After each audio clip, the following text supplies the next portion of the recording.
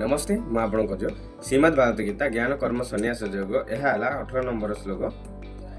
ଦିବ୍ये ଯଜ୍ଞସ୍ତପେ ଯଜ୍ଞାମ୍ ଯୋଗ ଯଜ୍ଞସ୍ତତଃ ପରେ ସ୍ୱଦାୟା ଜ୍ଞାନ ଯଜ୍ଞ ଛ ଯତୟାମ୍ ସସ୍ୟତେ ବ୍ରତାମ୍। ଏହାର ଅର୍ଥ ହେଲା କେତେକ ପୁରୁଷ ଦିବ୍ୟ ସମ୍ବୋଧି ଯଜ୍ଞ କରନ୍ତି, କେତେକ ତପସ୍ୟା ରୂପକ ଯଜ୍ଞ କରନ୍ତି, ଆଉ କେତେକ ଯୋଗ ରୂପକ ଯଜ୍ଞ କରନ୍ତି। ପୁଣି ଅହିଂସାଧି ତୀକ୍ଷ୍ଣ ବ୍ରତରେ ଯୁକ୍ତ କେତେକ ଯତ୍ନଶୀଳ ପୁରୁଷ ସ୍ୱାଧ୍ୟାୟ ରୂପକ ଜ୍ଞାନ ଯଜ୍ଞ କରନ୍ତି। ତାପରେ ଶ୍ଲୋକ ହେଲା 29।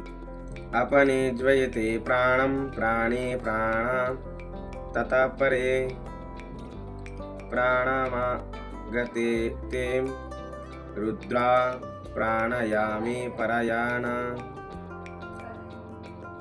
आपरे श्लोक है 30 नंबर।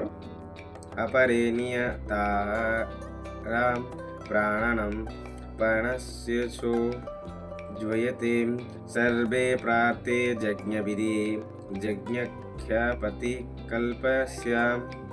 एहर अर्थ है अन्य केतेक योगी अपान वायु रे प्राणवायु को आह्वान करती, सेहीपरि अन्य योगी माने प्राणवायु रे अपान वायु को आह्वान करती, तथा अन्य केतेक नियमित आहार करुथिबा प्राणायाम परायण पुरुष प्राण और अपानर गति रोध करी